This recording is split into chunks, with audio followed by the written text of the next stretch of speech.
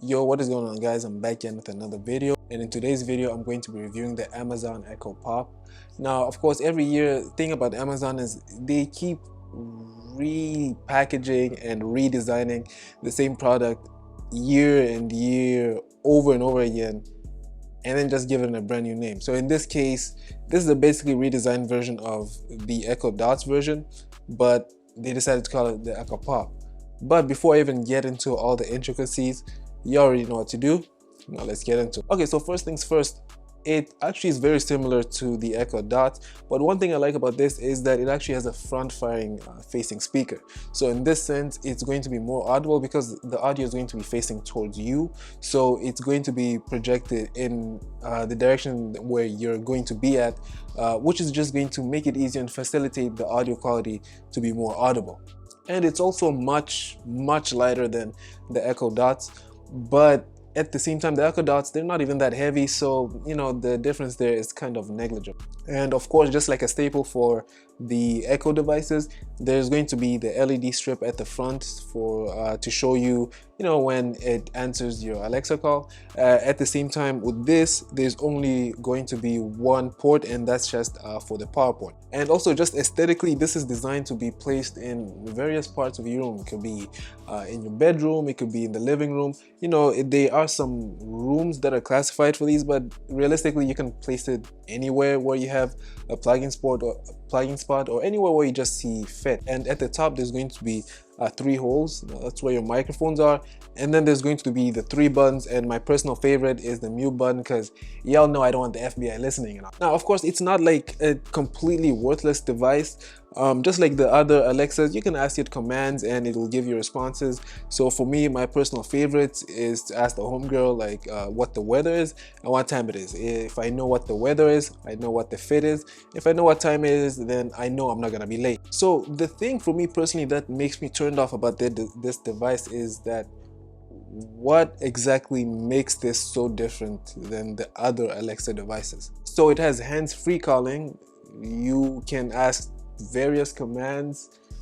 You can ask it for the weather, you can ask it to set your timer, but so can you on the other Alexa devices. And of course, it can also connect to smart plugs and smart devices, so it is as capable. But realistically, when you start to go down the list of things, you start to run out of ideas about why this is a much better choice than the previous Alexa devices. Okay, so it can be placed in multiple different rooms.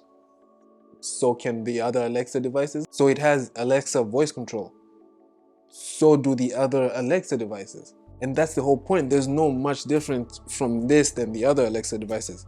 So with this, the upgrade you're looking at is about saving money as compared to getting even last year's Echo Dot speaker, which in many regards, even that model has this one beat. So last year's model had a motion detector and even a heat sensor.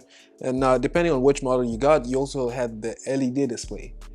With this, you just get a speaker that responds. And the only honest question that can be asked is if this is worth the money that you save for it. The only reason why you should even be thinking about getting this is if you're someone that likes staying current, if you're someone that likes always getting the newest iPhone, if you're someone that always gets the newest device, just so you can stay up to date on the market. Also, if you're deciding on getting your first Alexa, I'd recommend this one just for the sake of it being slightly cheaper than last year's model, and also the fact that it's the most recent one, so you at least stay up to date. But realistically and honestly speaking, the Echo Pop isn't better than the Echo Dot, especially last year's model. On paper, the Echo Pop is even a much worse device than the Echo Dot. Sure, it's a lighter device, but that's about it.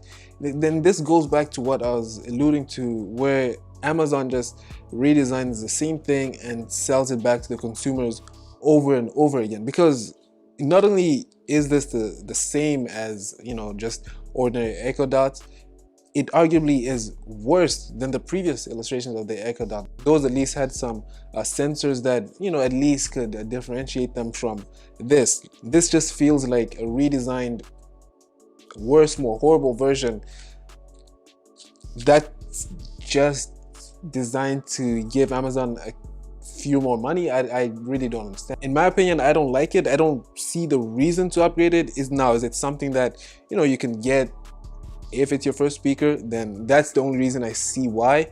Or is it something that you want to get if you're getting rid of your old one and you just want to stay current? Then that may be another reason. But upgrading for the sake of assuming that this is a better device than even last year's model is yeah, that's not the best idea. And on top of that, this definitely is not comparable to last year's models. This is more so, and was probably so, just intended just to increase sales for the current quarter, and then maybe next year they come out with a better model, because the only improvement, I guess, is the direction of the speaker. But the speaker is just one aspect of the whole picture, and this definitely is not an upgrade over last year's. But hey, then again, that's just my opinion. Let me know what you think. Do you agree? Do you disagree? Khadija, I'm out.